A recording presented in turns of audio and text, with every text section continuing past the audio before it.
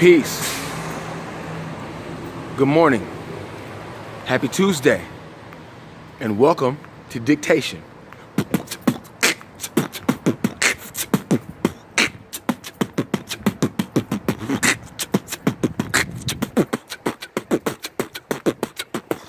Blah, blah. Man, got a rant this morning.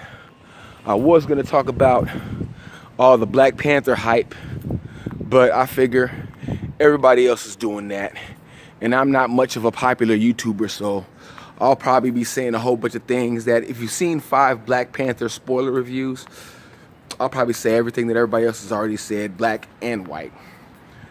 But that's not what I'm talking about. I was just thinking about how the world is and what's been happening. Kind of specifically, Democrats, Republicans, my friends, people I don't know, politics, sociology, fucking, just society, how shit is, man. And what it seems is like people forgot right and wrong. They forgot what's right and they forgot what's wrong. Like, even people who are supposed to be believers in God, whether they're Muslim, whether they're Christian, or whether they're Jews, they will not denounce their religion or their way of life. But what they will do is they will forget fundamental tenets of their religion that set them apart from the non-believers. For instance, anybody who knows anything about Christianity and Judaism, you know that the first 5 books of the Old Testament are the law of Moses, where the entire Old Testament is the Torah. The New Testament is the gospel, or what happens after the advent of Jesus. So basically, if you have a Bible with an Old Testament and a New Testament, you actually have 2 holy books in one. One of the things that is said in the Old Testament specifically, and it's not specified in the New Testament, is homosexuality. And that's just what I'm going to talk about. I'm not going to condemn it from my opinion. I'm just going to condemn it from the holy books. I'm not going to quote the holy books because if you are a believer, you already know where to find those verses. If you're not, well, you have no use for those verses anyway because you're not a believer. So it's not going to make it, like you reading it for yourself and seeing that it's there isn't going to change your stance. But for a believer, it should. When a believer sees that God says that a man shall not lay down with another man for sexual reasons, and then that a woman shall not lay down with a woman for sexual reasons, and that a man or a woman shall not lay down with an animal for sexual reasons, in that order, we know that God is against it. And then there's the story of Sodom and Gomorrah with Abraham, Lot, you know what I'm saying, and the people of those lands. And they were engaging in sodomy, hence the name Sodom. That's where we get the name sodomy from the people in Sodom that were sodomizing people. And so God destroyed them, in the Bible. So we know that God, like the Americans down south in the Bible Belt say, God hates fags. Yes, man, God hates fags. Or let me rephrase that, God doesn't like fags as much as he likes families. But these ain't my words. These ain't words I wrote. These are words I read. And the problem is that you can either take these words or leave those words. Because nowhere in the New Testament, right, does it specify, justify, or act like homosexuality of any kind is okay. And that's all I'm saying. Now, I'm not saying that you're wrong for being a homosexual, believing in homosexuality, saying it's okay, blah, blah, blah, blah, blah, blah. What I'm saying is that the Bible says God dealt with them harshly. That's what I'm saying. Now you can sit up there and if you don't want to acknowledge that God doesn't like them, because you don't have to not like anybody to dispense justice. That's why the image of justice is with a blindfold, scales, and a sword. To where the blindfold represents, I'm not going to discriminate between you and anybody else. So I don't want to know what you look like. I don't want to know if you're my relative. I don't want to know if you're my ethnicity. I don't want to, you know what I'm saying? That's what the blindfold is for. So the person you're judging, you don't have a soft spot in your heart for. And then you judge incorrectly because you got compassion for that human being because you know them personally. This is why the blindfold is there. The scales are there so that you can weigh the right and the wrong.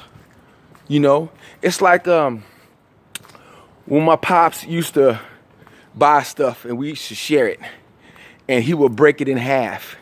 You know what I'm saying? And then what he would do is he would put one in his right hand and another piece in his left hand, and then close his eyes and kind of bobble his hands against each other to determine the weight. And then, you know what I'm saying, the bigger one he would give to me, you know what I'm saying, and the little one he take for himself. You know what I'm saying? But that's kind of dude my dad was, but another story. But what I noticed was he closed his eyes so that he wouldn't look at what it looked like. He would feel the weight, you know, and that's what the scales are for, to where you put the measure on one mesa, on one table, on one platform, and then the crime on the other platform. And if the crime weighs more than the measure, whether it's gold, rocks, lead, or whatever, right, then the person is guilty. Now, if the measure weighs more than the crime, then the person is innocent. This is why the scales are there. Because it's not about your opinion. It's not about how you feel. You know what I'm saying? It's about the weight of right versus wrong. Now, the sword is for the guilty, not for the innocent. You know what I'm saying? And the sword is for the justice. You know, that's for if your crime was stealing, you get that hand chopped off. If your crime was murder, you get that head chopped off. See what I'm saying? But there's always the blindfold, to where there's never a bias or discrimination or a favoritism or anything like that that would make justice unjust. So this is what a lot of people have forgotten, because they got their personal feelings. You know, like one of the things that when I was working for a different company, and we talked about homosexuality in Islam, and you know, of course, they already knew what the line was, but they wanted to see how far I was going to toe the line versus my opinion. And so what they would do is they would say, well, what if one of your kids is gay? And it's funny that everybody always wants to ask, when you say you don't like something or you're against something or you just don't support something, well, what if somebody you love became that thing that you reject? This is where they always try to go. So what they do is they try to use your emotions against you. Well, I just put on my blindfold. That's what I do. See what I'm saying? Because when you look at justice from the perspective of I care about that person, I love that person, you don't want to see them harmed. That's why the little young white boy that raped that woman behind the dumpster only got 6 months. Because the judge didn't have his blindfold on and saw him and said, this little punk will get murdered in the pen. Had he wore a blindfold, he would have been like, man, you know what? You fucked up. You got to go. See what I'm saying? But they don't wear a blindfold anymore, and that's the problem. And so what it is people are walking around without the blindfold. They're not judging based on the law. They're judging based on feeling, based on how they feel. You know, and if that's what you want to do and that's cool, Well, you know what? I can't really mess with you. You know what I'm saying? Because your feelings could change in less than 5 minutes. You walking outside in 30-degree weather, you're gonna feel cold. You walk into a house 10 seconds later and the temperature's at 80, you're gonna feel heat. If I sock you in the motherfucking mouth, you're gonna feel a sting. You're gonna feel pain. You know what I'm saying? If I take your arm in the air and I wiggle my fingers under your armpit, you're gonna feel ticklish. So feelings change rather quickly, but justice remains the same. And yeah, I know I went with physical feelings and, you know, and a lot of times people do with emotions, but they're still feelings. They can still change. For instance, I could say something, you know, that Barack Obama said and make a leftist feel happy. Then I could say something that Donald Trump said and make that same leftist feel insecure within 5 minutes. You know what I'm saying? Oh, and I'm not impervious either. One of my friends that I've known for a long, long time could say something to me that I know is true. You know what I'm saying? Or say a truth that we discovered as true together. And I'll feel real, real good. And then he can say, well, he rejects that truth. A truth that he and I discovered together. And then I can be like, you know what, my feelings is hurt. Like, I feel like something wrong with you, homie. Like, hey, where's the hole in your neck? Are you a clone? You know what I'm saying? So feelings can change. You know what I'm saying? I have emotions. Everybody got emotions. But the thing is whether you deal with them, how you deal with them, and how important they are to the decisions you make in your life. Like, I don't make decisions based on emotion.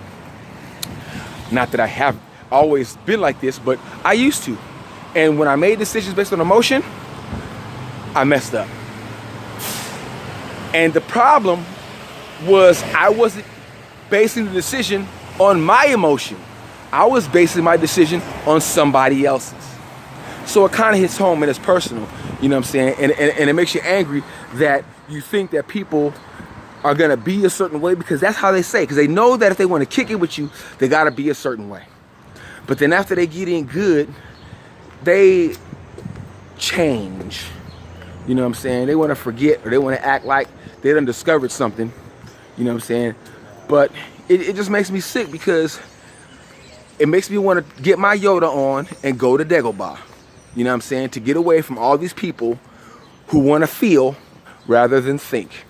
And I'm not saying you should cut off your feelings altogether. What I'm saying is that your feelings should not outweigh your intelligence. And that's all. And it seems like a lot of people, they know right from wrong, but they go with how it feels. And that's why we have this imbalance in justice. Because, like I was watching Louder with Crowder, Steven Crowder, you know what I'm saying? And he has these things called Change My Mind.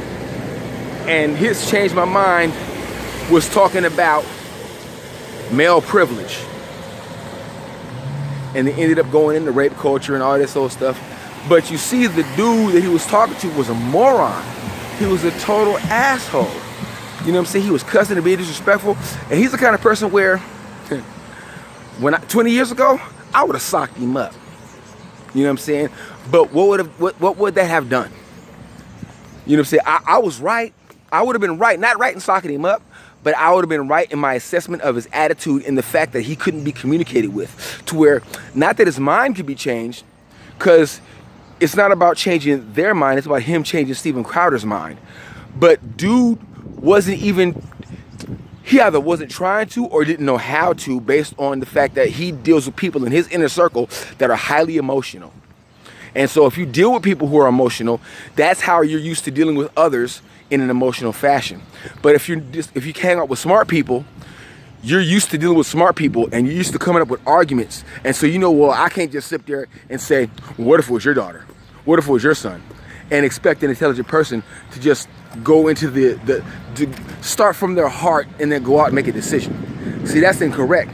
You see what I'm saying? Because what if your son, right, or daughter, let's go from homosexuality to rape. What if your daughter was raped? Wow. Well, yeah, I want everybody to listen to my daughter. But no, let's go back before that. How the fuck did my daughter get raped? See, I tell my daughters, or I will tell my daughters, 2 o'clock in the morning, You know what I'm saying? You know what I'm saying? Like there's certain things that motherfuckers see. The reason why y'all say, what if your daughter gets raped? Because you see it as an easy thing, because all the rights that women get in America that cause them to get raped are the rights that Islam takes away from women. And guess what?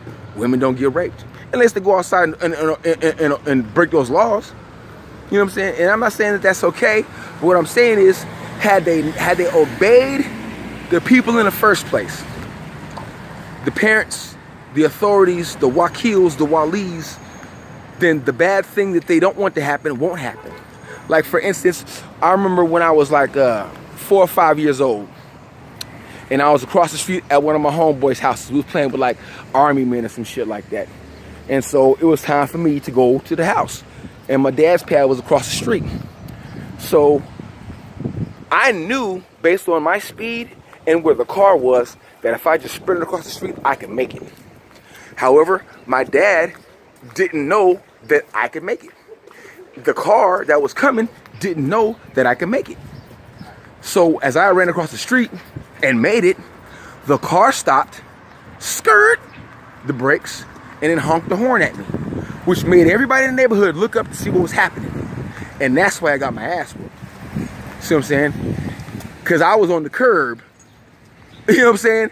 But that's you know, it's towards like, but at the same time, if I was the adult and I saw a child on the curb, yeah, man, I'd be honking my horn and trying to make sure there's an adult around. You know what I'm saying? Because the last thing I want to do is hit a child. But my father is trying to protect me. Forget the fact that I, as a 5-year-old, think I can make it. I've only seen 5 years. See what I'm saying? Now, seeing 45 years, I know what my father was feeling and going through when he popped my behind after I came across the street, because he didn't want me to think I could make it and then not make it, even though I made it this time. See, and that's what responsible people do. Forget the fact that you think you can do it. Let's err on the side of caution. And that's what people don't do. And that's why women get raped. They don't err on the side of caution. They err on the side of rights and freedom, and I can do what the fuck I want to do because I'm an adult. Okay, well, defend yourself.